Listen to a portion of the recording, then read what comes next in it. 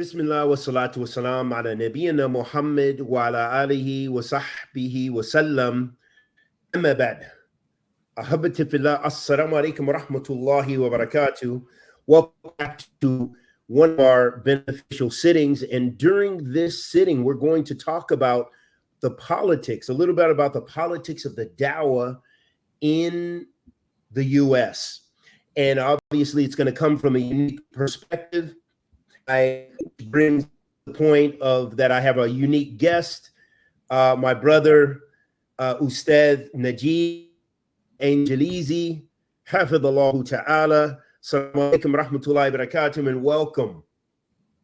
Wa alaikum assalam wa rahmatullahi wa barakatuh. Barakallahu feek for reaching out to participate in this particular discussion. And I pray that first and foremost it be a benefit for the both of us, and it be a benefit for the listening audience by Allah's permission. Ameen.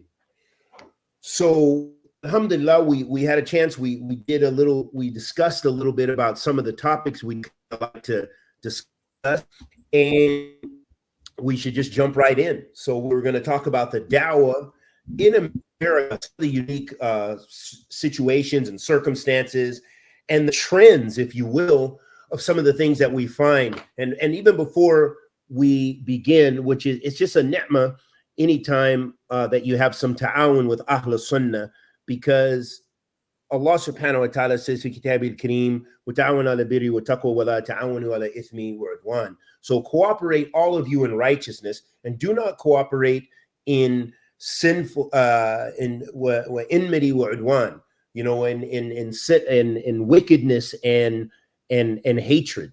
So this is a beautiful opportunity, and we'll get right into it. So I guess I'll kind of lead some of the questions here, or what would you say in your estimation, and we'll just kind of go back and let it flow.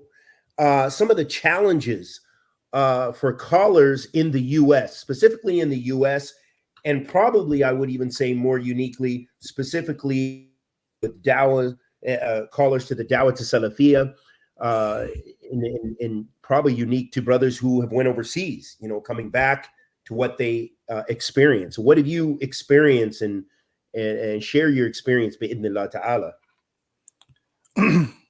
Naam, bismillah ar-Rahman ar-Rahim. Alhamdulillahi Rabbil Alameen, wa salatu wa salam ala ashraf al-anbiya'i wal mursaleen, Muhammad wa ala alihi wa ashabihi ajma'een. First and foremost, when dealing with this particular topic and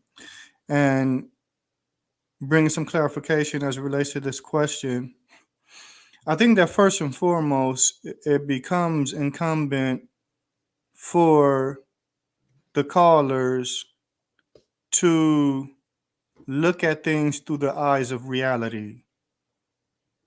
And from my experience when dealing with different different callers here in the U.S., because we're speaking specifically about the U.S., not the U.K., not Canada, not Mexico, not Haiti, not the West in general. We're talking about the U.S. And one of the things that I find with some of the brothers involved in dawah, not all, but I find that some of the brothers seem to have a lack of the situational circumstances that are taking place here in the U.S. And I say that because of things that are said and moves that are made that are actually in contradiction to what would be beneficial here. All right. And in order for the listening audience to get a better perspective of what I'm trying to say, I think is that, again, we have to face reality and look at the circumstances that we're faced with here in the U.S. One particular circumstance that is undeniable is the fact that we're in Dar al-Kufr. Kufr and shirk are the dominant factors here. You can go from city to city here in the U.S., and the sha'air of Islam is non-existent.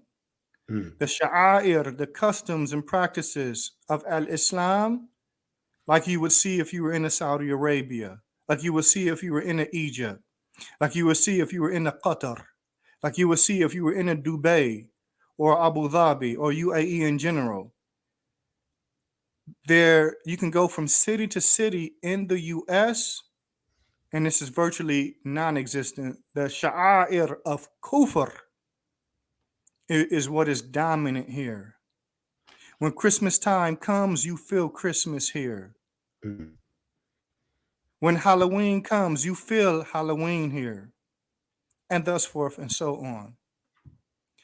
In so much that you have people breaking away from the tenets of Christianity and adopting ideas that have been invented within the last however many years.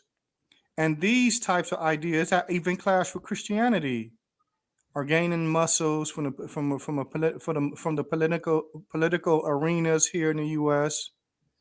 And things are becoming law, and those things are becoming manifest and visible. Same-sex marriage, for instance, and other filth that even contradicts the sha'air of the Nasara. No. So this is something that has to be recognized. This is something that has to be recognized, that the customs and practices of disbelief are the dominant factor here in the U.S. Mm. Another thing that has to be recognized is that the Muslims make up less than 1% of the population here in the U.S. Mm. You may be able to go to a city here and a city there. What is it, St. Paul, Minnesota? I believe you find them, No. the Somalis in abundance there. You can go to Seattle. Hamtramck, Here in Michigan. Seattle, it's huge. Yeah, Huge. Seattle. Big But the Muslim population. No. but the reality is there's over 330 million people in the U.S., and the Muslims make up about 1.3 million out of that 330 million people, Mm. which is just barely. If I don't, last time I checked, I'll say it like this: it wasn't even 1%. Mm. All right. So that means that the challenges that the Muslims would have to deal with, when I say the Muslims, Ahlul Sunnah would have to deal with in a Saudi Arabia or in a Egypt or in a Qatar or in a UAE and that's what for so on, those challenges that they will have to face there, that they would make priorities, we necessarily wouldn't be able to make as priorities here because Mm. we're dealing with a different circumstance. No. That's 2. 3, the majority of converts or reverts, as we like to say, to Al-Islam, 49% of those reverts out of the total population of Americans here Mm. are Black Americans.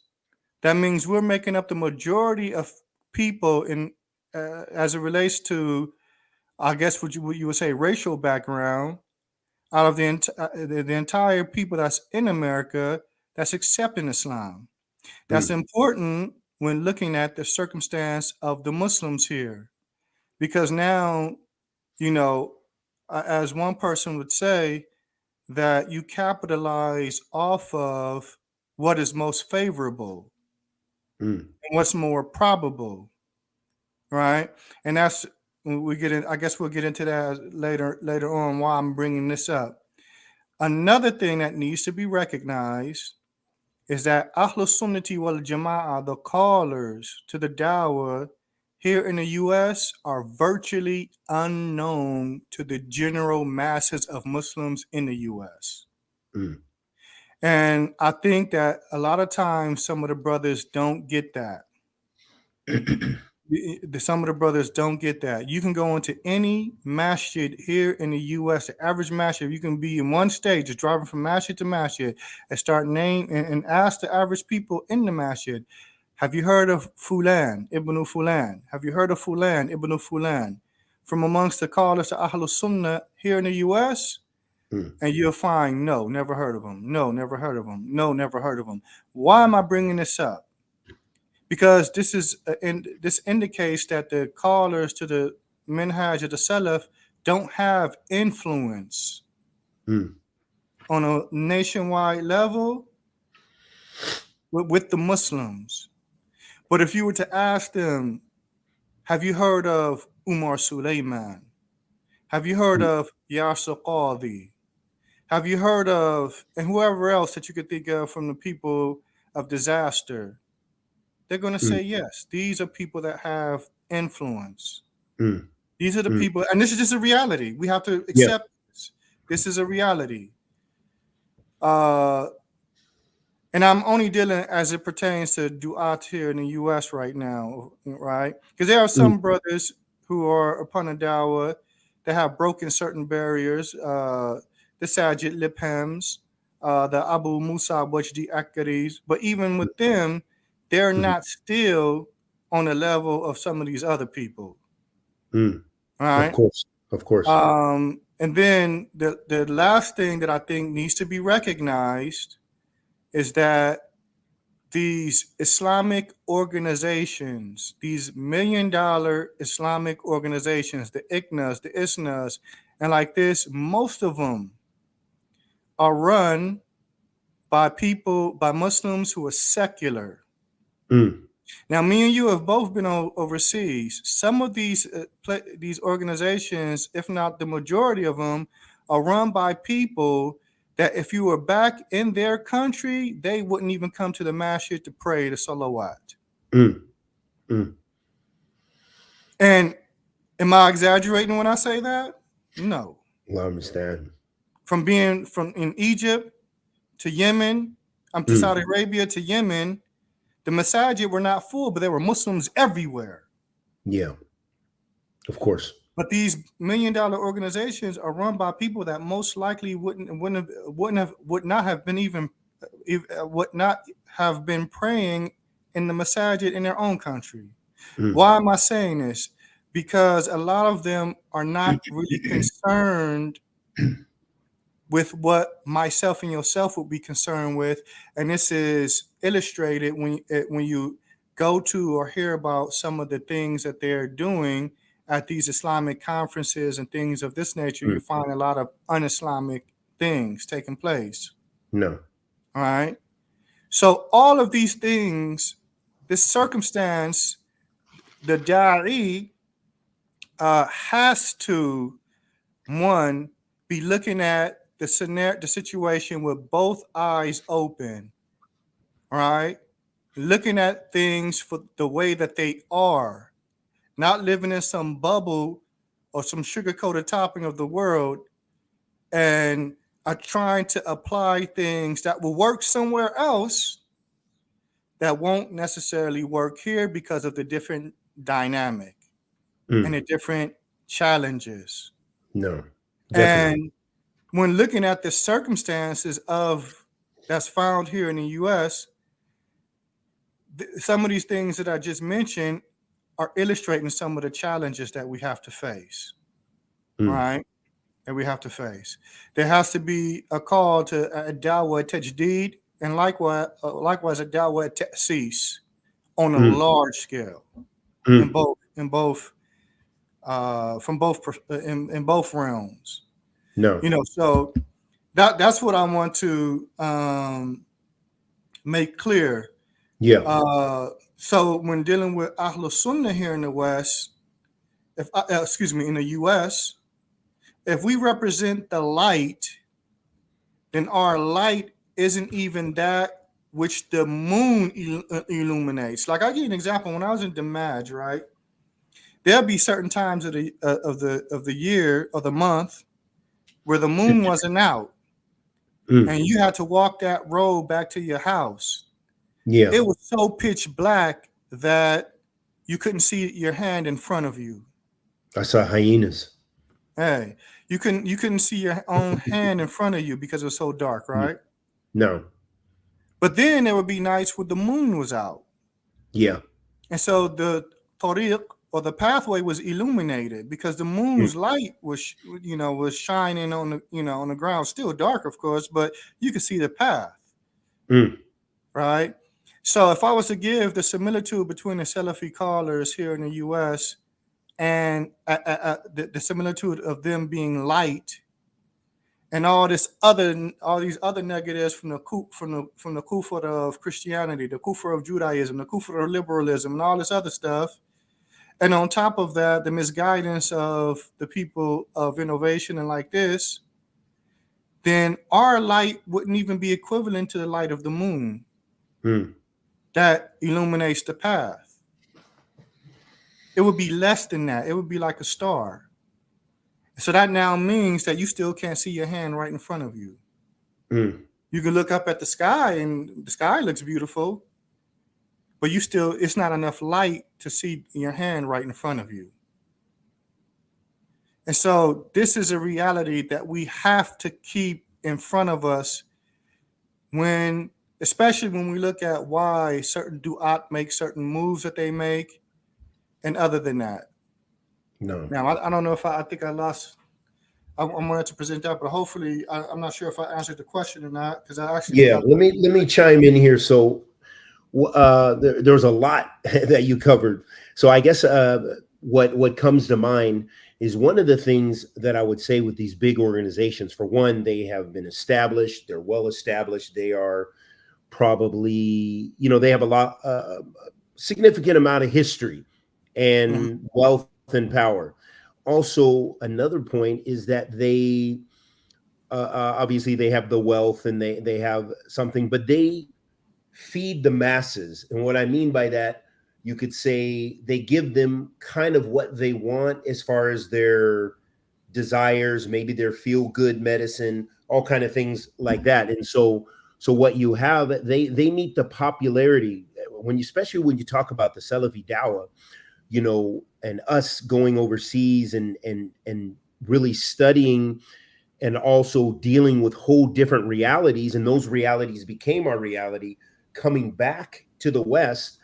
I think for a lot of us has been a culture shock, and has taken for us to get in the groove and also to see the gap of what our environments and maybe what we studied to a degree, and some of the realities of what the people deal with. And then also these big organizations, their base, they probably have a large base. And I think there's probably bottom line is an Indo-Pakistani and possibly Arab foundation of, immigrant communities that have come to America and generally kind of come for the dunya. It's very few people who made hijrah to the West in America who came because they wanted to necessarily establish Islam. We could take a poll, and I think the evidence suggests this very strongly. And with that being the case, their goals, they're about staying here. And I remember I was in a masjid, and although they're not ICNA, but they'll all hold hands together.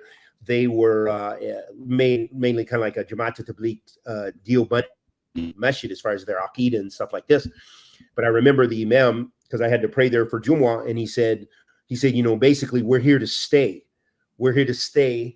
We're American now. And he's from South Africa. And then a lot of the audience is from India, Pakistan, Bangladesh, and Arabs and others. Very few, tiny reverts. You could probably count them on one hand. But he said, we're here to stay. And that stuck with me, that, they're about establishing institutions, about and also kind of getting a part of the pie and protecting the pie that they have. So you'll find that, there may be a lot of wealthy businessmen. There might be a lot of, people of all walks of life. But, these organizations, they have money. They're nonprofits. They get money maybe from the governments. They get all kind of different money. But they also appeal to that. That's their constituency. Our constituency is very different. As you said, generally revert, going overseas. Our call has been, making hijrah, going to the land of the Muslims, traveling and studying, and this and that and the other. We have different issues and a different focus. Also, there's minhaj issues. There's methodological issues. Like I said, they're trying to really find comfort here and protect that comfort. I'll give you another example. Last Jumu'ah, or the one before, a brother came and took me to the same masjid I was mentioning, and they allowed a speaker, and he was a speaker who they're trying to get people into Congress. So he came, he gave a speech during the khutbah, and they're Hanafi, so they, you know, they do an English lecture, and then they consider the khutbah can only be given in Arabic. So they did the English lecture, I think, and then he allowed this guy to speak and raise money. You know, of course, they have big money too. The Microsoft, they dropped 5,000. Who wants to give? Brother, that's not enough. 5,000, 5,000, 5,000, like in a matter of a minute or two. And the point is, they were raising money to put Muslims in Congress. Okay, we already know all the other issues of ruling other than what Allah subhanahu wa ta'ala revealed, all those things that you're going to have to compromise your deen. The only way you're going to get there, that's just the reality. We're not talking about a city, we're talking about those other things, and you're going to have to rule and say, well, you know, I'll compromise in this so we can have a masjid. We will allow homosexuality and we'll go hand in hand with it and we'll support it. Like, what's her name?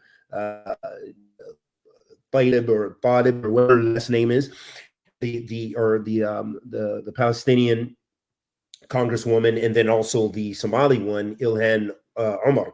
So you'll see that there takes. So anyway, this is their constituency. So for what I'm trying to articulate, also is a part of the bigger picture. That's power. That is their.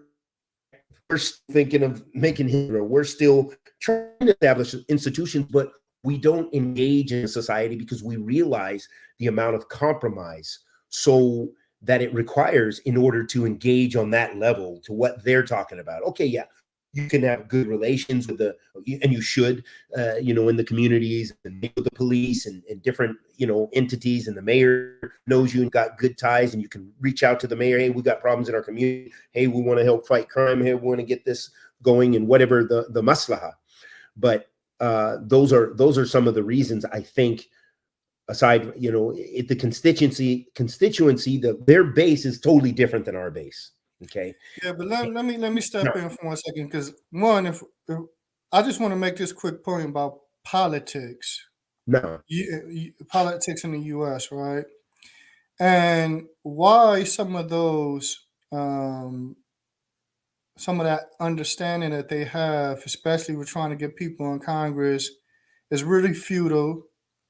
It's not the way that things really change here in America.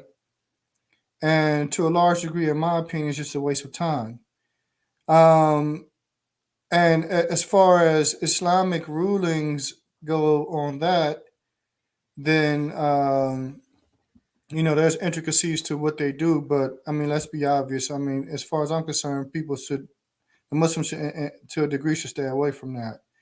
No. And the reason why I say when dealing with politics, trying to become a congressman or this or that, there's a man, I'm not sure if everyone in the audience would know who he is. I'm pretty sure you know who he is. Dr. Claude Anderson. Mm. Dr. Claude Anderson is a secular scholar.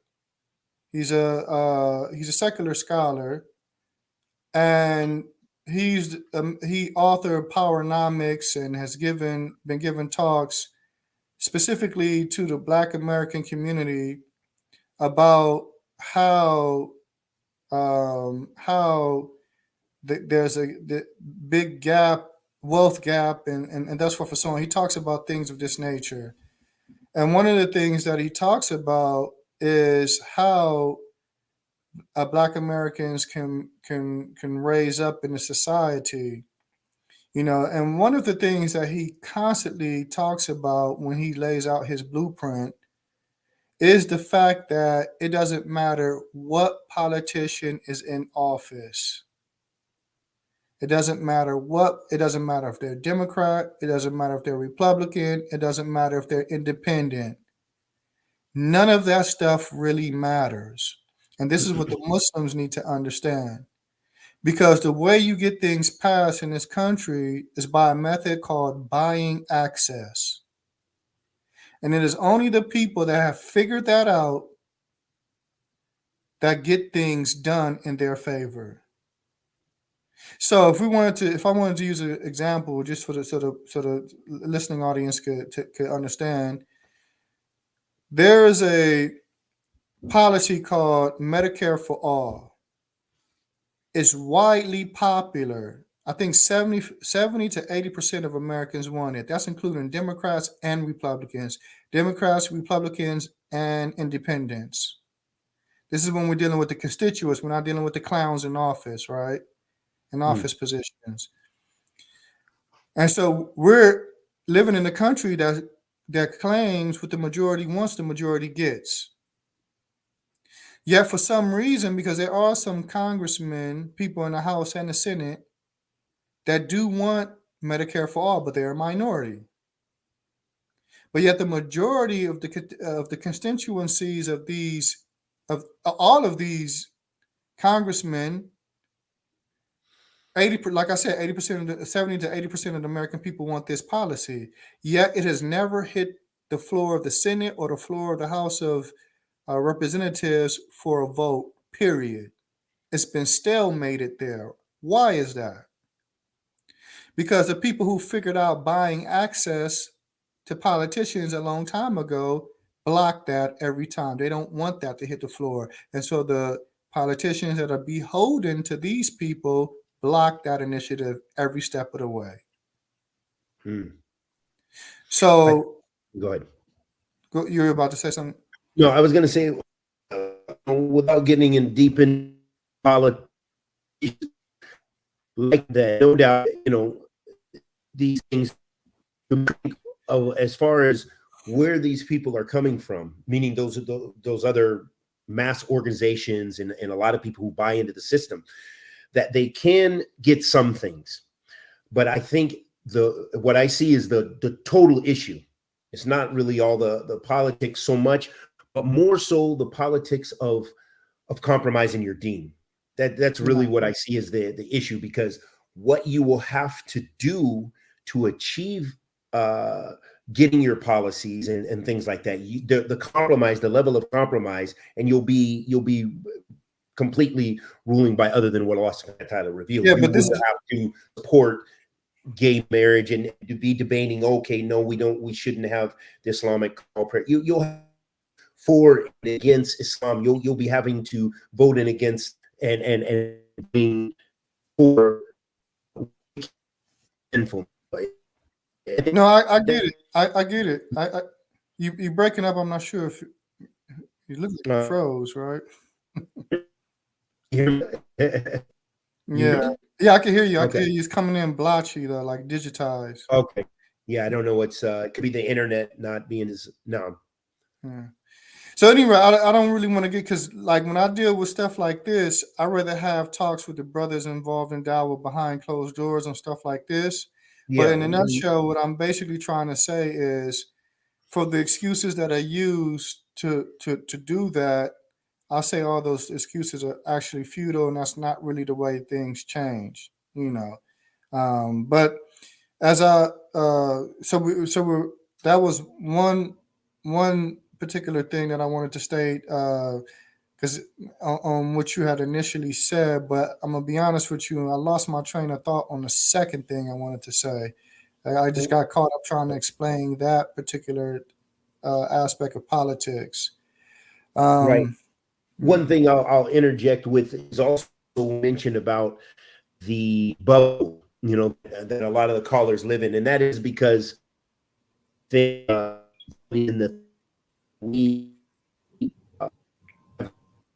some of the issues we get involved in that not all of us have come back and not realized. Number two, not the same fiqh fi deen, the understanding of the deen. So one of the examples, for example, that we can get from the Salaf and so forth is that, if a bid'ah or something is not known to a people, then you don't introduce that, even with reputations of it. because it's something which is non-existent to them. I'll give you an example of some of the issues that we had in the past that were brought from Salafi callers, and not all of them were grounded in knowledge. We're not named people.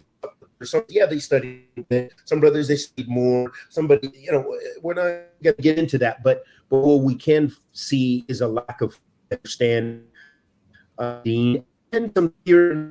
But bringing, for example, as we move from way past, the issue of Abu Hassan Ma'rabi and testing people and all of this stuff.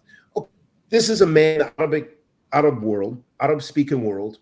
The bit out that he had fallen into at that period of time was only just being known because it shook up in the Salaf sphere, but in the Salafi sphere.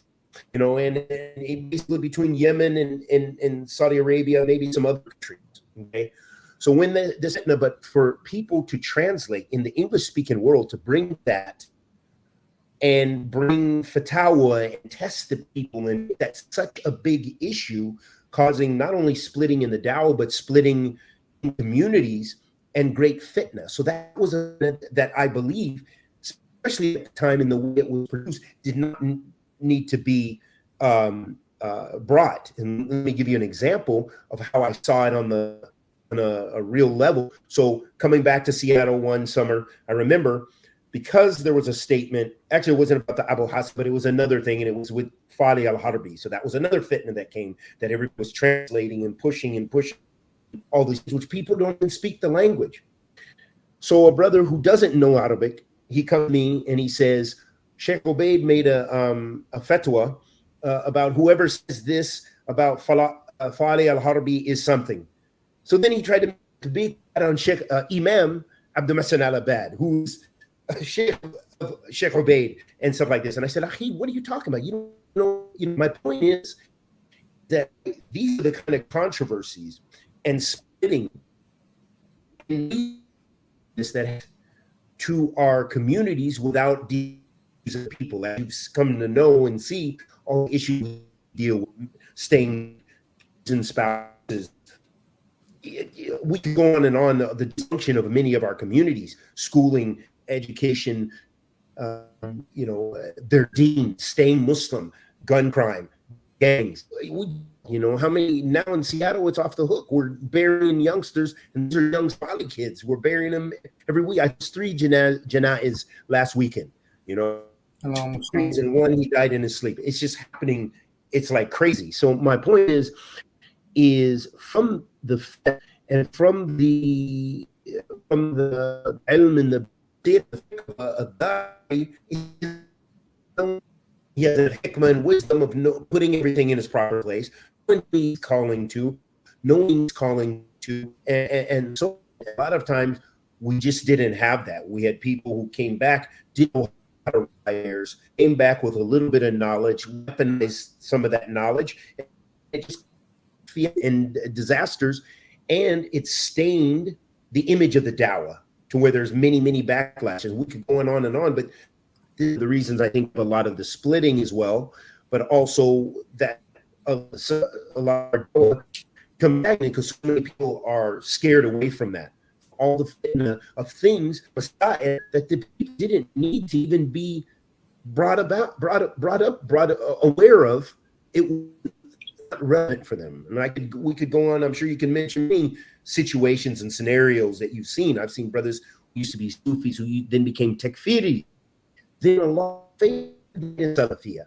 And as soon as he got Salafiya, he went to Michigan. And in Michigan, and within the conversation, what's your position of Abu Arabi? He said, I don't know. I never heard of him. Masalama. So this is what has happened, on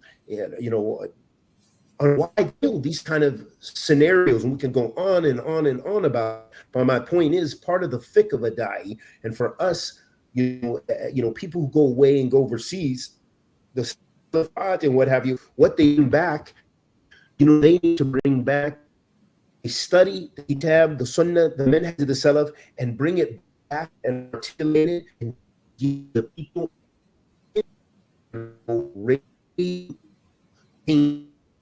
condition, being from the ghuraba, in which they, they give Islam to the people, not turning away the people and destroying the people.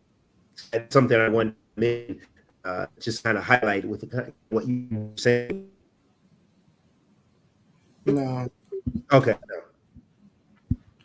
No. So I mean, I heard that explanation. I don't know if there's a question in there. And was there a question? No, I was in that, but that was just kind of my perspective on when you were talking about the bubble. But I'll go to the kind of group of issues. So the current circumstances of callers. So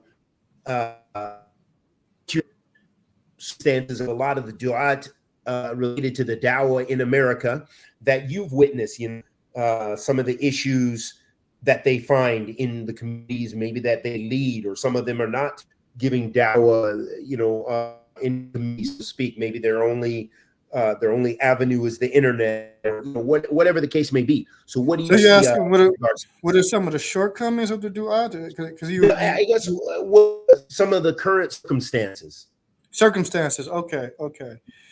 Yeah. One. Okay. So let me just unpack this a little bit. One, it's incumbent upon the brothers that are involved in dawah to stick to what they learned, stick to what they learned and implement it, not being concerned with the blame of the blamers. I put out a Facebook post about a month ago concerning callers being handcuffed to the opinions of the ignorant. Right? And what I meant by that is that there are some callers that will not do certain things or not say certain things, despite the fact that it's the truth, only because, which I'm real clear on at this point, because of what they may suffer of backlash. That this backlash is not even momentous, right? But it may be a backlash from either a certain group of people, or the fact that they may have to explain something, which is our job, to explain things and make things clear to the people. Right. But all of this, for me, denotes a fear of the blame from blamers. Like Allah Tabaraka wa Ta'ala, He teaches, he states, Ya ayyuhalladhina amanu, man yartadda minkum an dinihi, fasawfa ya'ti Allah biqawmin yuhibbuhum wa yuhibbunahu. O you who believe, whoever from amongst you turns his back on his deen, and Allah will come with the people that He loves. He will love them, and they will love Him. And thereafter, Allah Tabaraka wa Ta'ala, He starts to mention the characteristics of these people that He will love.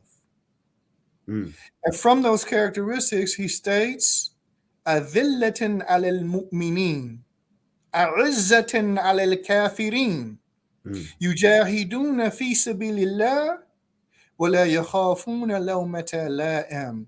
Al-Ayah. That they are humbled with the believers, stern against the kuffar. They struggle fi sabilillah, and they don't fear the blame of the blamers. What I see from some callers is not a weighing of masalih and mafasid and staying away from doing something because they perceive that a mafsada is going to arise from it. I don't see that. What I see with some people, and in some cases, is a fear of the blame from the blamers that prevents certain brothers from saying or doing certain things that are not violations of the dawah aslan. even though a fringe group may try and call it that. So if you say about another caller that this individual, what he's doing is a judgment call, it doesn't necessitate dealing with him in this manner. Mm. Some people may shy away from saying that because they anticipate that there's going to be backlash as concerning the coming from the perspective of blame from blamers. Mm. Like I'll give you an example, so this thing could be illustrated clearly. I had a conversation with a brother some months ago. He sent me a flyer with our brother Akil Ingram on the flyer. And it was Akil Ingram. He was supposed to be doing a talk. It was a couple other people, Muhammad Ibn Munir, Mufti Munir. I don't know if he likes being called Mufti. I know people call him Mufti. Muhammad Ibn Mufti, Ibn Munir, or Muhammad Mufti. However, Muhammad Ibn Munir is what he's well known by. But at any rate, him and his brother were on a flyer, along with some other names that were unknown to me. But there was one name that was clear and distinct that was known to me, Zaid Shakir. Oh. And so a brother sends me a flyer, and he says he was focused on Akil. He was saying, why is Akil going to be a part of this sitting? This is going to cause confusion. And so it was at a text message at first. So I think the initial question I asked was confusion with who? It was going to cause confusion with who? I believe that was the initial question I asked. So the brother stated, with the people that are attending, the event. So at some point I called him, this brother, because he was texting me. So at some point I called him and I asked, in your opinion, who are the people that are going to come out to this event? Do you believe that it's the people that study with and follow Akil? Or do you believe that it's more probable that it's going to be Zaid Shakir and people that know him and listen to him and follow him? All right. And so he was honest. He said, I think it's the majority of the people that's going to come out most likely going to be followers of Zaid Shakir. So when he said that, I said, okay, so how would Akil being in this event, how would they be confused by him being in this event? I said, because most likely none of them don't even know who Akil is. And this goes back to the initial point that when I was dealing with the circumstance in America. The Salafi callers are virtually unknown to the masses of Muslims. No. And that's why I said what I said. So how is this going to cause confusion with them?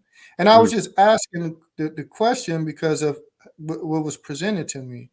And so he said, well, if a person ends up accepting the dawah, then later on they recognize that he wasn't supposed to be there in the first place.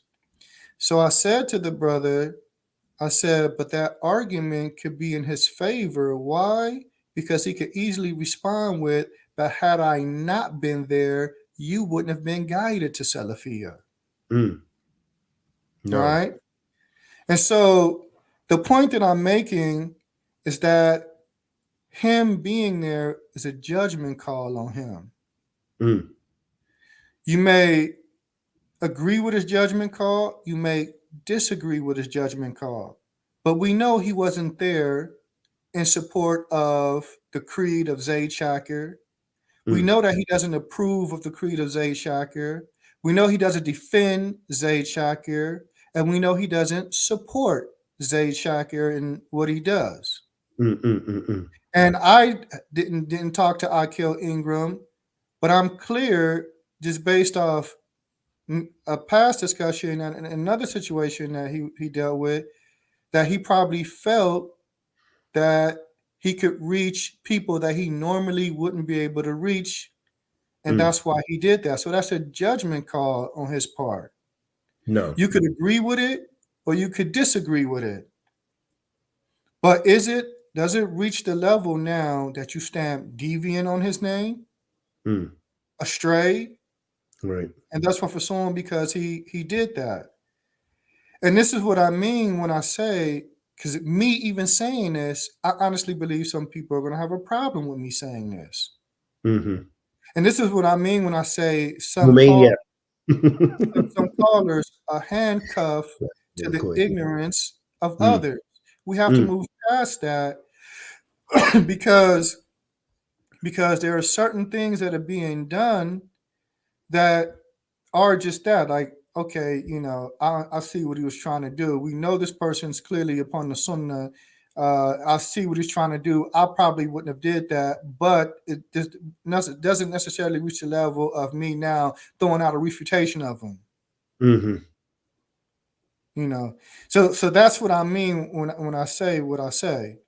And like I said, you have examples of scholars using their judgment in this regard and trying to bring about results as well back where they're at. I can mention conferences and lectures that some of the scholars that are well known to be upon the Sunnah have participated in. Right. And none of us look back and say he has shubuhat now, or he's this or he's that, because he did that. You would just look at it like the Sheikh was trying to guide the people. Right. The Sheikh went in to give the people dawah. No. But that same sentiment isn't had for brothers over here who are in the circumstance that I mentioned in the beginning, the circumstance that we're dealing with. So that's one of the things. And then two, I think that, I know that sometimes we as callers, we have a hard time understanding the perspective of others when they do certain things. We have a hard time understanding the other's perspective. It's like sometimes we have tunnel vision and we only see it one way. And there may be other perspectives and other things that are being looked at that motivates the person to do what they're doing. Right? And because there's an example that I want to give, and I'm almost hesitant because of the nature of the issue. And if I was just talking to you, I would speak freely. Yeah. But I think I'm gonna leave that alone, only because not fearing the blame of blamers, but fearing that a mafsada could come, right? Because people may not thoroughly understand it. But we have to move past being handcuffed by the opinions of the ignorant. Even so, like Akil Ingram, he did a talk at ICNA, right? In 2022, right? And I remember after he did it, because I went to his masjid and I gave some talks.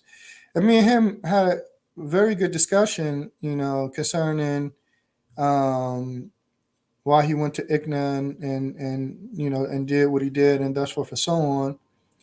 And I was of a certain position at that point, and I told him that, listen, you view it like that in that circumstance. I understand why you view it like this. My position would be this. However, my position would be this.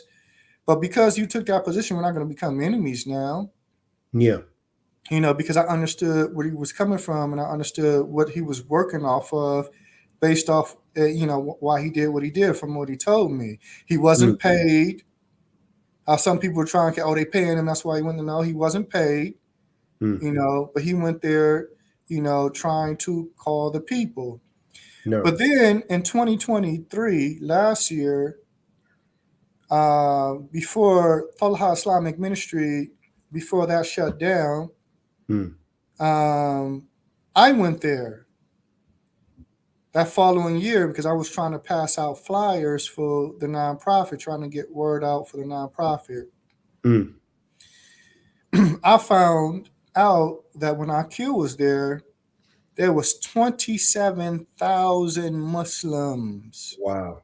at that Mashallah. event. Mm. And although I still don't know how many they had for the year I was there, I'm pretty sure that 27,000 at the very least was there. There was Muslims everywhere. Mm. Mm. Mm. And not only was there Muslims everywhere, we're talking about youth. The youth were in the building. Young brothers and No. sisters were in the building. Mm. And one of the Wow. things that found myself saying when I was in there is that if Salafis get the opportunity to do something there, they shouldn't just leave this event Mm. without some type of guidance being able to be spread there. If they're going in there and they're not putting any conditions on you, it was too many Muslims.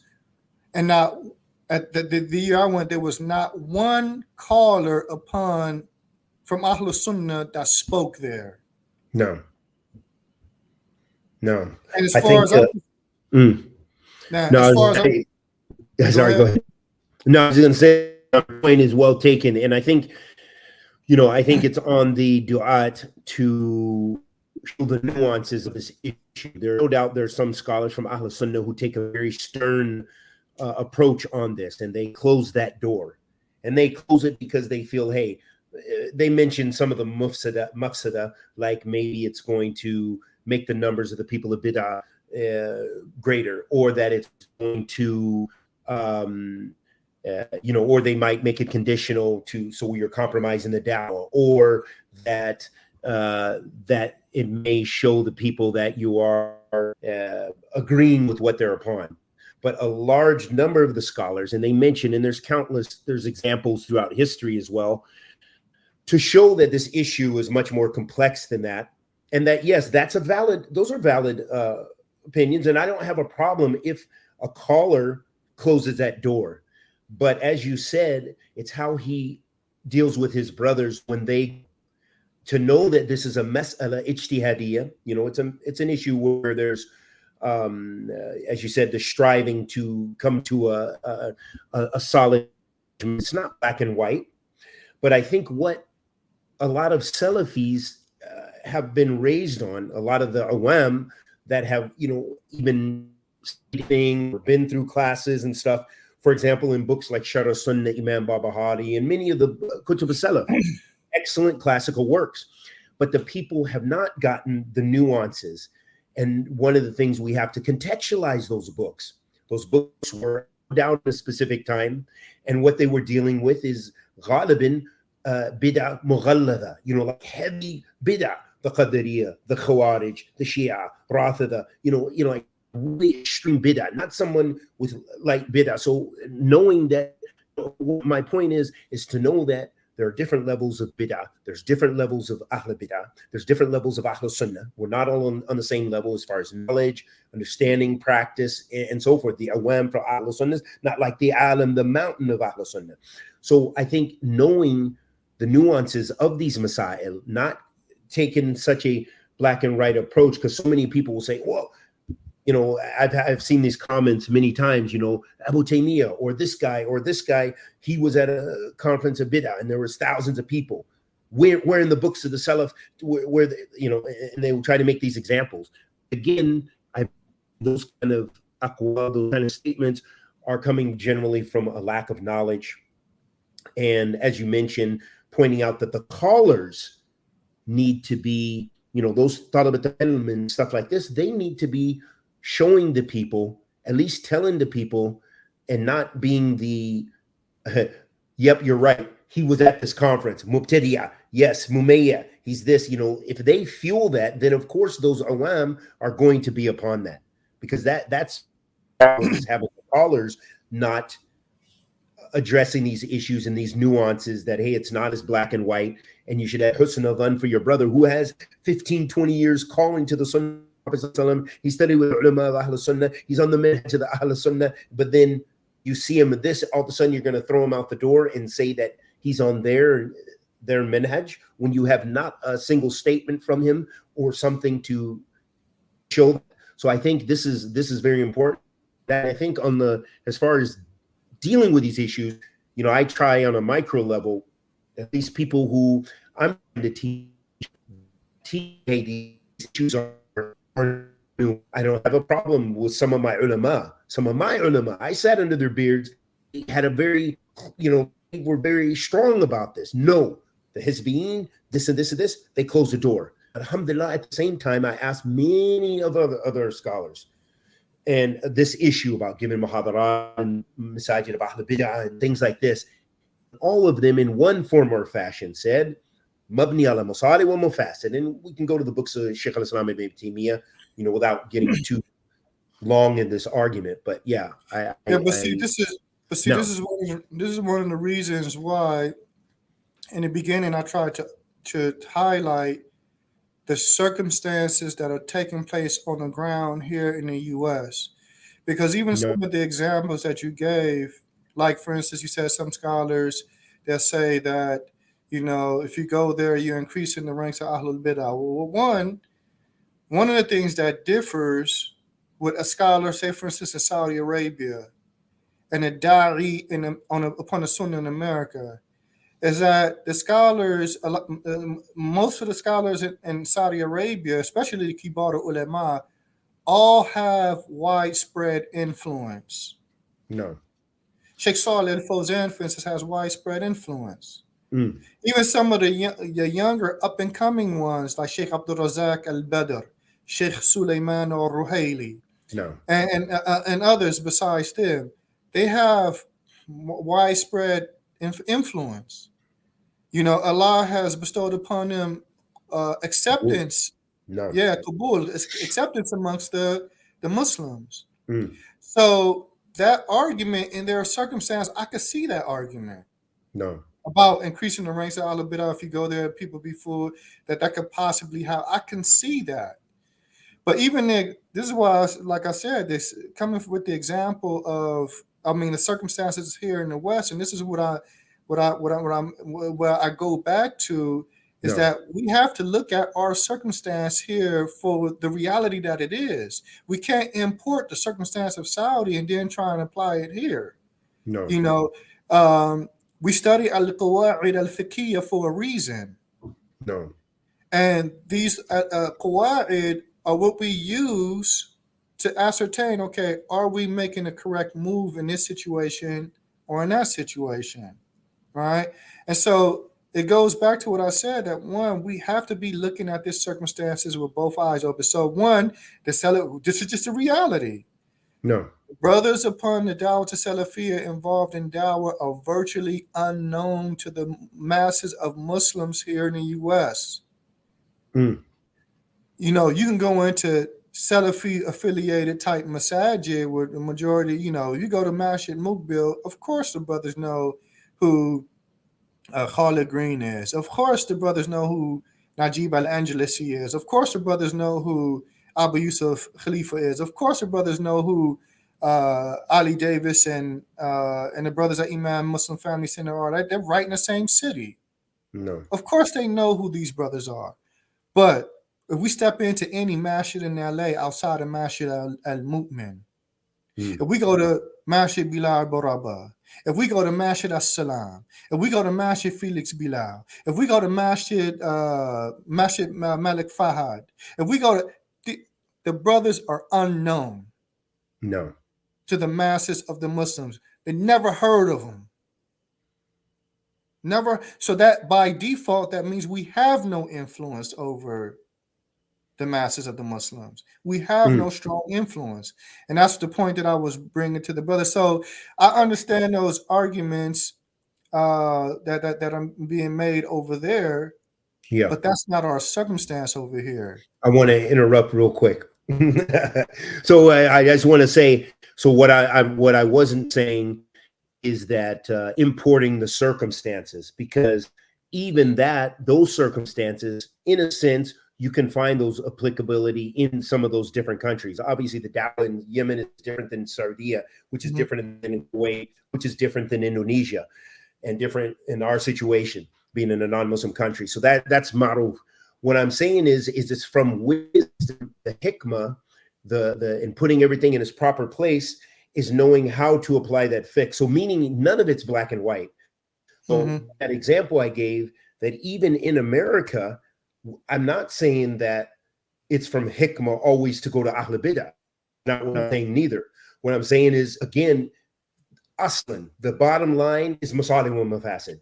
If there's a greater benefit in it, well, alhamdulillah. So that same person could go to a massive gathering of people on all kind of stuff. And the Sufis invited him. And he's a Salafi, but he better not, you can't talk about this, you can't talk about this, because so they give a bunch of conditions. I'm just giving a theoretical situation to where maybe there wouldn't be a greater benefit. Maybe he would be making the numbers bigger for them. You know, maybe those things would apply, is what I'm saying. So, you know, and those same things, Sheikh Abdul Razak behind closed doors has been criticized by some Mashayikh Ahl Sunnah, but they say at the end of the day, he's with us. He's from Ahl Sunnah. And I can mention particular names, but I'm not going to, who would say this. So that this is ma'ruf. So that I just wanted to interject there that, you know, sometimes it could be that the person could actually be maybe. Yeah. So first and foremost, one, right? Because I don't want the audience, especially when we say Ahlul Bidah, I don't want the audience to get confused about anything. And this is, you know, this is again going into looking at the circumstance that's taking place in America with both eyes open. Yeah. Like one, the mutasawwifa. I don't see the mutasawwifa ever inviting anybody upon Sunnah out to their masjid. And when we talk about some of these Islamic organizations, this is why I said in the beginning, dealing with the real circumstance, is that most of these organizations are run by people that we wouldn't consider to be religious. They're secular.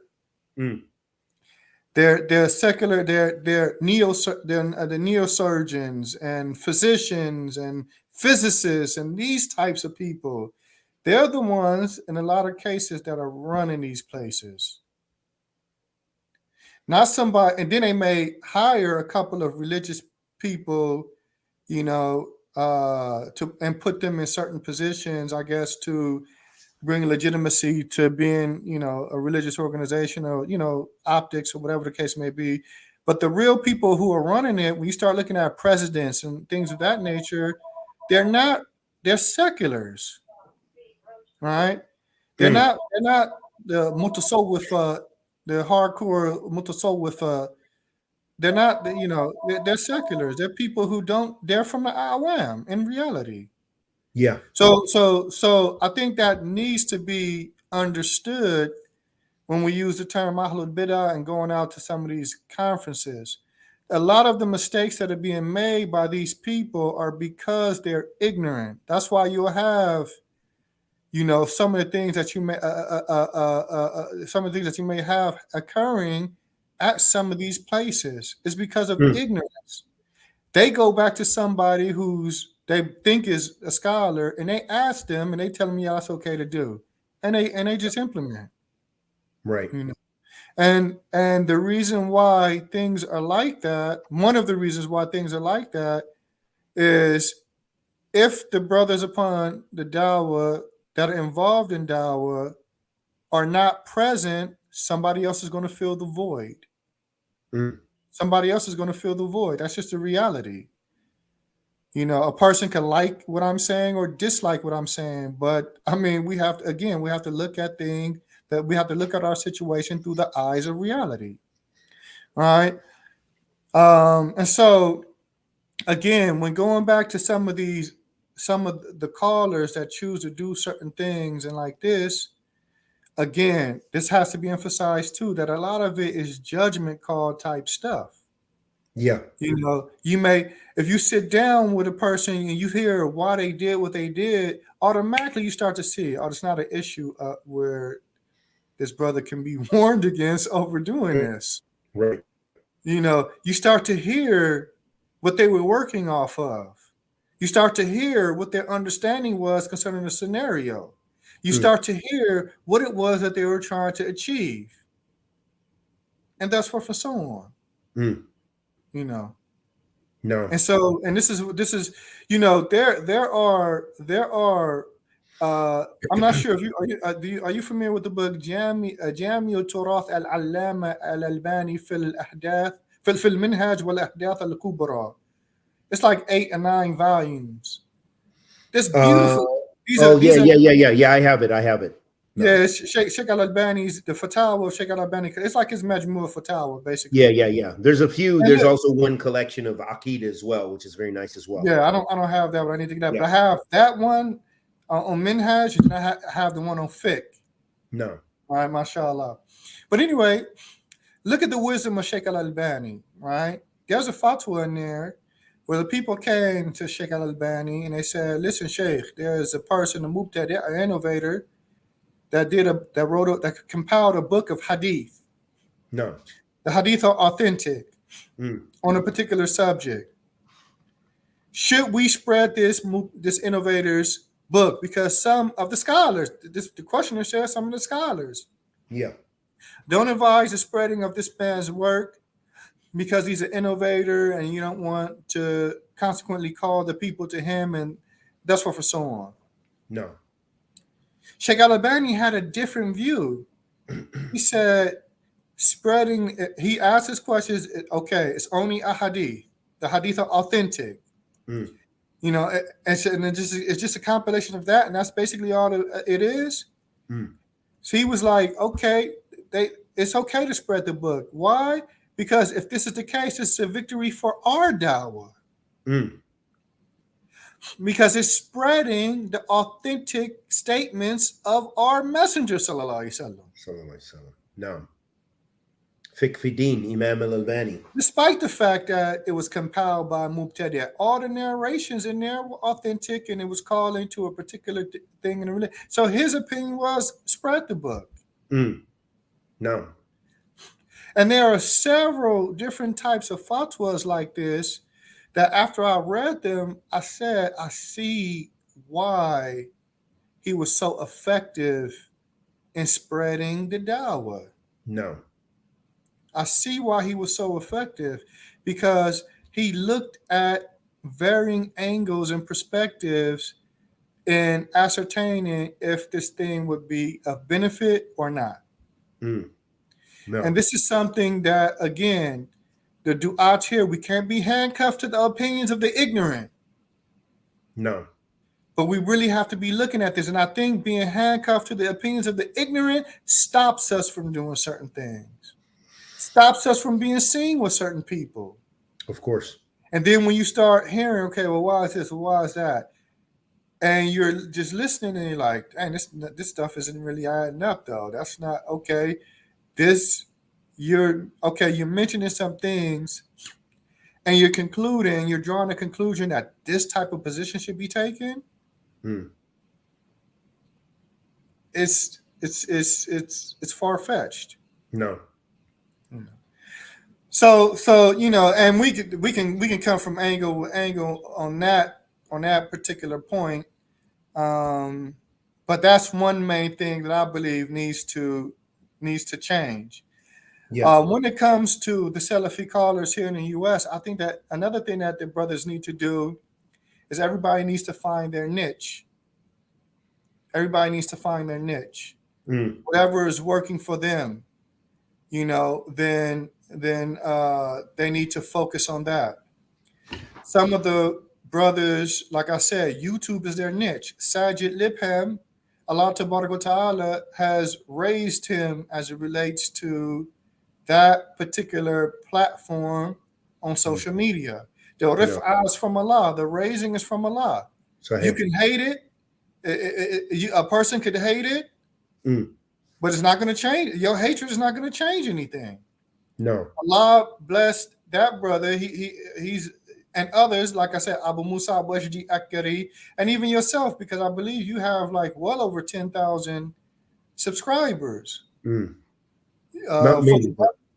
Huh? I said not many for Yeah. the amount of time that I've been on there. But Best, but that's yeah, still a hefty amount.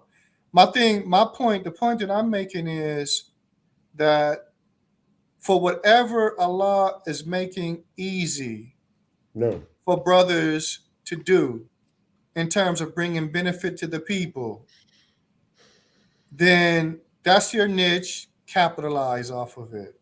no, No, capitalize off of it, because we have to take the means to spread of all permissible means. This is one of the things that we were trained to do when we were overseas, to use the permissible means to get the message out to the people. mm-hmm. YouTube is a permissible means to get the message out to the people, and there are other ways. Of course, The main point that I'm making is everybody needs to find their niche. There are some brothers, they come back and the seat at the masjid is just open. It opens up for them. It's almost as if it was effortless for them. Yeah, They come into a locality. Oh, no. you were just over here for this long, brother. We need you at the masjid. And that's their niche. Yeah, it's important to have community support. It's very important. Yeah. So my thing is take advantage of that. And what I mean by take advantage of that, not being self-serving, but take advantage of that in order to be able to call the people in that locality. No. So whatever your niche, like myself, I think right now my niche may be writing. I'm trying to do more writing. I've authored some articles recently. Yeah. And I want to do more of that. I wrote my book. That actually took me years to do, but that was because I wasn't focused on it. Right. From day to day. I took long hiatuses as it relates to working on the book. But the point that I'm making is the brothers have, whatever your niche is, take advantage of that, focus on that. That is your contribution to spreading Allah's deen without any type of alterations, deletions, or subtractions or additions, and that's for so on. That's your lane. Take advantage of it. No, absolutely. Let's because my time's going to be running up too. Maghrib will be coming up pretty quick. Maybe talk a little bit about the callers, they're sacrificing, and the lack of support, unfortunately, that often we'll find in many of our communities. A lot of people expect a lot. They want a lot. I get people, they want my personal number. They want answers. They want fatawa, get me on the WhatsApp. They get me on different messages, and they want an answer. Oh, I have this, and some of the people will have different issues. So maybe you could address that a little bit. We'll get into that and get ready to kind of wrap it up. I would never advise a brother who's involved in dawah to stretch himself thin. No, especially if you have, and I don't think that none of us should be single. In this society, you shouldn't be single. The fitna, we walk right outside the door, and there's fitna walking down the street. Yeah. So you might need to be too deep with no sleep for this kind of world. I said you might need to be too deep with no sleep up in this kind of place. Yeah, absolutely. Yeah, the point that I'm making is that I'm pretty sure all of us have responsibilities outside of ourselves. We're taking care of families, Of course. And so I would never advise any brother to stretch himself thin. Sometimes I'm at work and I get text messages and questions. And guess what I do? I ignore them. Yeah. I ignore them. Yeah. I'm at work. I'm busy at work. I don't have time to, be answering questions. I ignore them. I get a text. I just see a number and I see a Assalamu alaikum, how or what or when. I see it looks like a question, and I don't even open up the message. Right. Yeah. I don't open up the message. Now, to some people, Najeeb, why? The point is that you can only do so much that you can do, and I would never advise. I just want to interject. If you're not tafarrag in dawah, meaning you're not an imam, you're not, you have a work. Maybe your work doesn't relate to Islam. You have other things, maybe taking courses. You got, all of us, we have different roof. And if someone is that is their role, that's the whole thing. I think for the future is that people do need to support their du'at. They need to make it so people who go overseas or whatever, that they have a community that supports them. So that way, and I don't mean supporting them in the welfare sense, but it's very important. If that's what you want to raise up your community. You want someone there for your kids. You want someone to answer those questions and to produce these fruits. You as a community, you would invest in a secular approach, but you're not going to invest in the deen or in having an imam. And that's a difference. Sorry to cut. And then I'll give you the mic.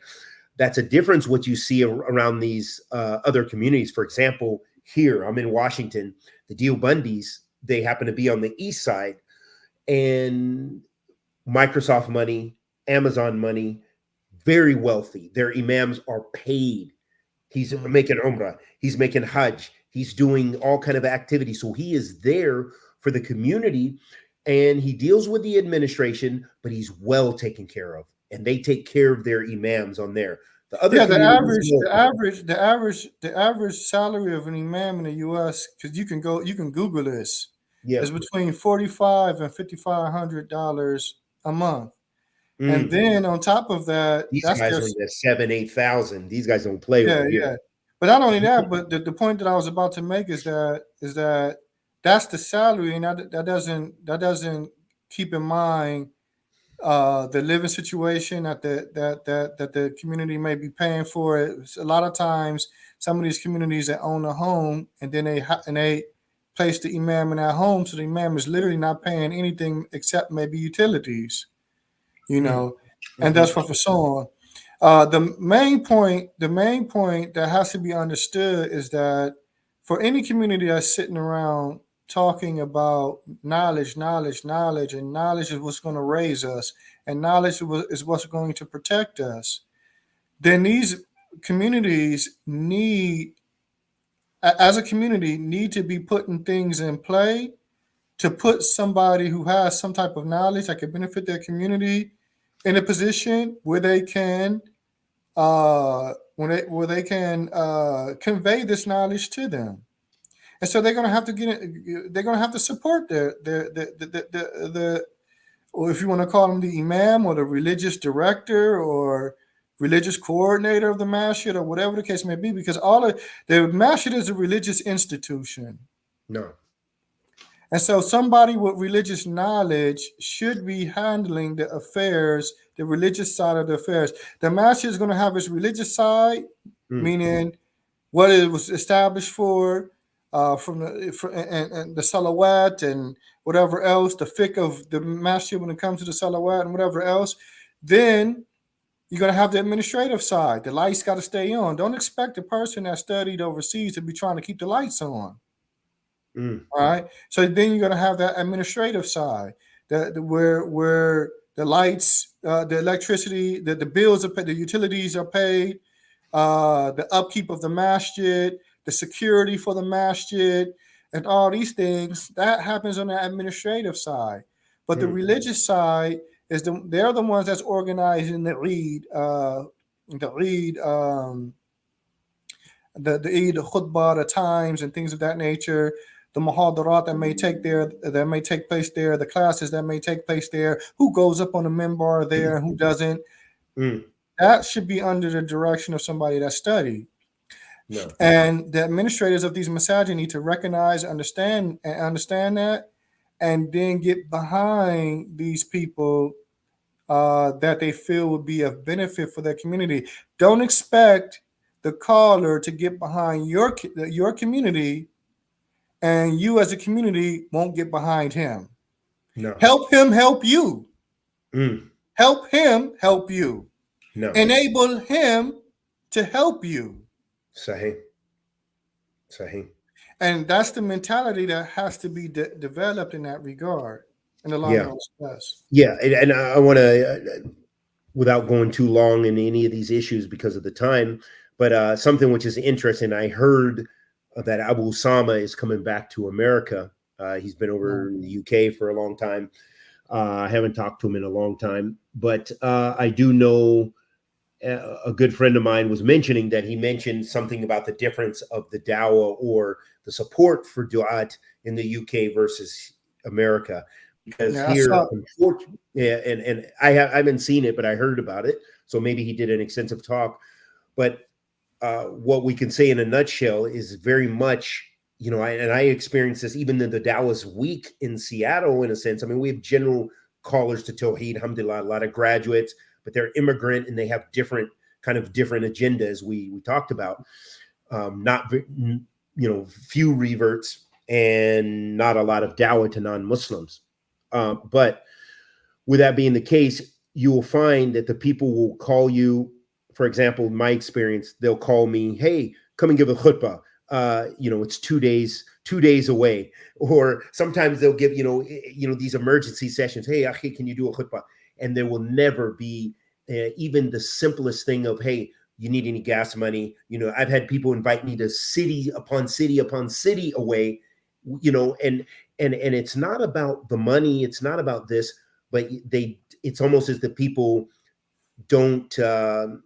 I see it in the bigger picture that they don't give importance to those things at all. What I mean is of taking care of, they have their imams and they take care of their imams and stuff, but they don't really support or invest or do anything in dawah. They want you to backflip as if they're doing you a favor for you to come Yeah. and give a lecture, and you come cities away. I mean, all the masajid that I deal with, that I'm more active with, they're all several cities away. There's nothing within a half hour, 40 minutes. If I want to do a lecture, they call me, do a lecture. It's going to be a 45-minute drive for me. There won't be an offer of gas, especially in these high gas prices. There won't be anything. Khalid, you're going to come, Here, we want you to talk about this. Our youth are having this problem. And I'm with it because, inshallah ta'ala, hopefully my niyyah for the sake of Allah subhanahu wa ta'ala.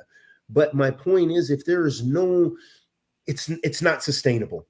And it doesn't show that they even give you really respect. I don't really feel, honestly, I hear a lot of lip service. There's no respect. It just isn't.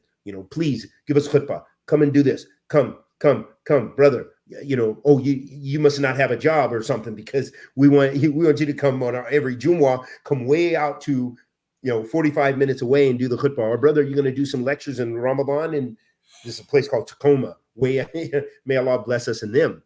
And it's good, but it's just not sustainable. There isn't given that importance to some of these things, the importance of knowledge, the importance of dawah. And that's why, to wrap some of this up, I feel, unfortunately, it's just, you're kind of on your own. And that's why I use the platform that I have.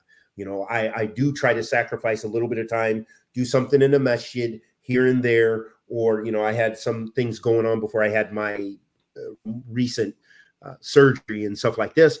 But, there isn't support. People won't even show up. Even you make the sacrifice, even then people won't show up if you start a class necessarily.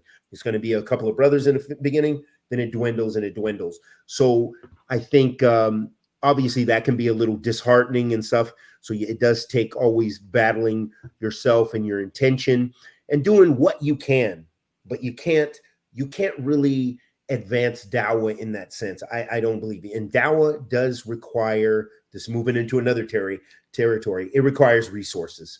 You have your nonprofit. It needs to be funded. If people want to see this, I had Atheny Institute. All I got is the sweatshirts now because I can't afford to, do it all on my own. And so it gets to a point where, okay, you don't want it, then, and that's another thing about the YouTube and those things, is it is a very much a controversy, popularity contest. There's also a science to it in marketing, the SEO, the social media, optimization. There's a science to it, to people seeing you. You can do books, you can do this, but it may not even be seen because of the analytics of YouTube. So that's a whole nother discussion and a whole thing. But the masses, they want different things. And unfortunately, these communities are not really willing to support. So I don't know what the future will be about for the dawah. So again, it comes to a point, you've got to take care of your own business. Now. Okay, so I have three things that I want to say motivated by what you just said, right? No. So one, I believe that one, you're absolutely correct that, like me, I was asked to give the khutbah on a, was it last week or I think the week before last, at a spot on a Thursday, Mm. the day before the khutbah. I told them no, I'm not going to do it. Too short notice. Yeah. It's too short notice, you know. Um, uh, and that was a part of me not stretching myself thin. Two, you know, I think that some of the admins, first off, I don't think that any da'i should feel shy to ask for the bare minimum of, listen, if I drive out there, it's going to cost me X amount of money to get there on gas. You know, the people have to, they have to, again, I don't believe that the brothers should be pulling any of their personal money away from their families. You still have responsibilities. You still have responsibilities. It's wintertime. My gas bill was $400.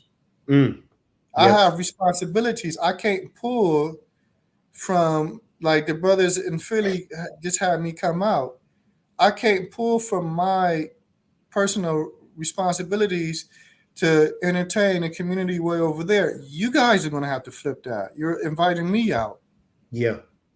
You know, I don't have I don't have the ability to be able to support my family and be doing this for this community and that community, and it's costing me resources that I'm taking away from my family and bills and things of that nature that need to be paid.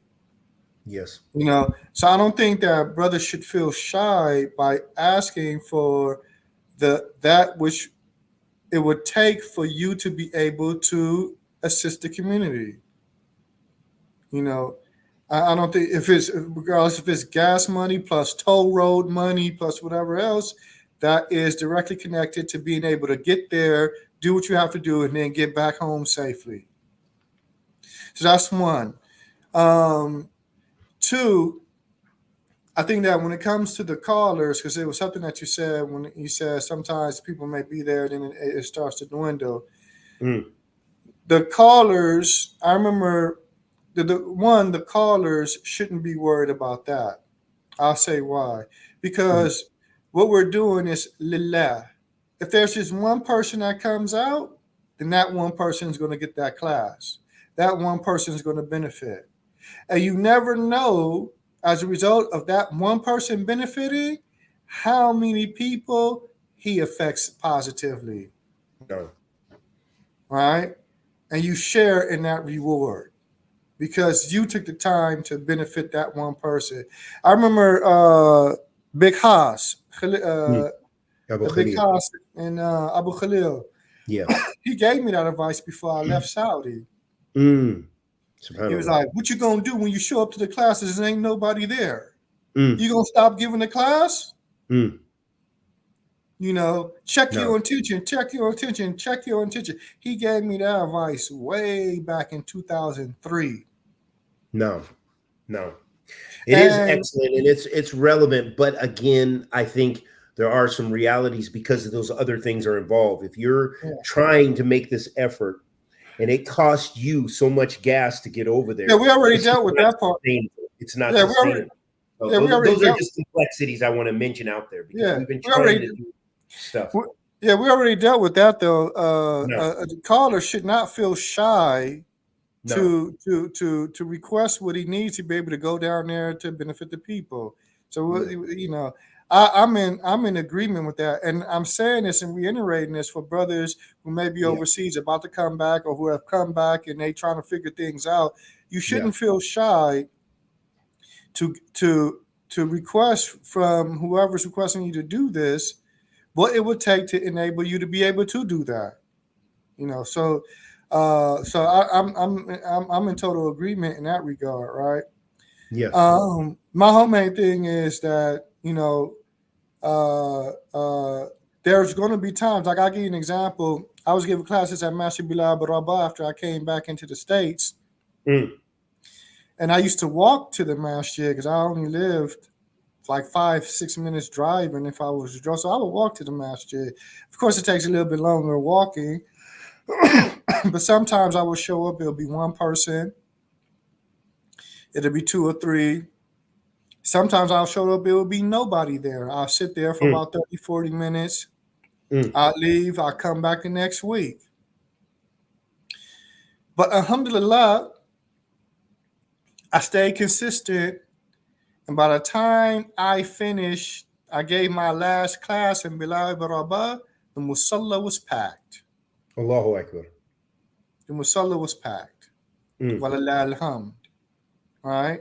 And so sometimes it'll be like that. Sometimes it'll be nobody there. But our job is that we're trying to change the condition of the people, Yeah. Then the last thing I wanted to say, as it relates to what you were saying, is that at some point, the callers, we're going to have to recognize that we can do our own thing in our own spaces, in our own localities. But at some point, we're going to have to get together as a collective with a collective goal. Yes. We're going to have to get together collectively with a collective goal. Me, myself, personally, it's just, again, we went through the circumstances of what's taking place here in the U.S. There's too much work that needs to be done. Yeah. And all of us can accomplish things as individuals, but we can accomplish so much more as a collective under one goal. No. And it's not like attempts haven't been done. We were just a part of an attempt.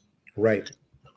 Everybody's not on the same page. Everybody doesn't want to join in and participate. I get it. I understand.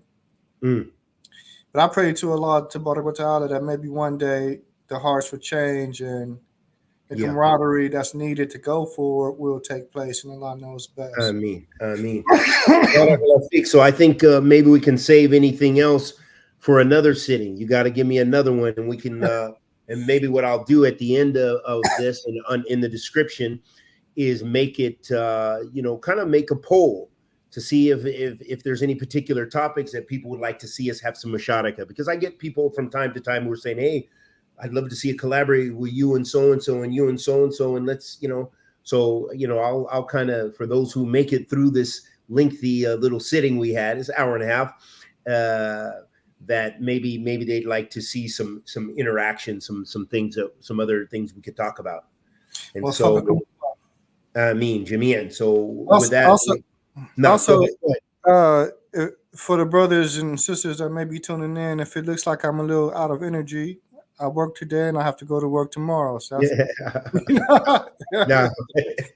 gonna be honest with you. I'm gonna be honest with you. I fell back from YouTube a lot, and I really don't see myself picking back up on YouTube like I used to do. Not saying that I'm giving up on YouTube, right? But I'm just not that passionate with it like that right now. Right. Whatever I do drop, I drop. But quite honestly, I don't have time like that, Yeah, it's that's reality. I'm in a very similar thing. So we can inshallah have some conversations about that, inshallah ta'ala, behind closed doors, of course.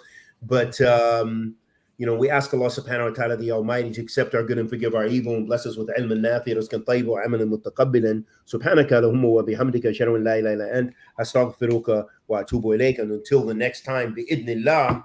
Assalamu alaikum wa rahmatullahi wa barakatuh.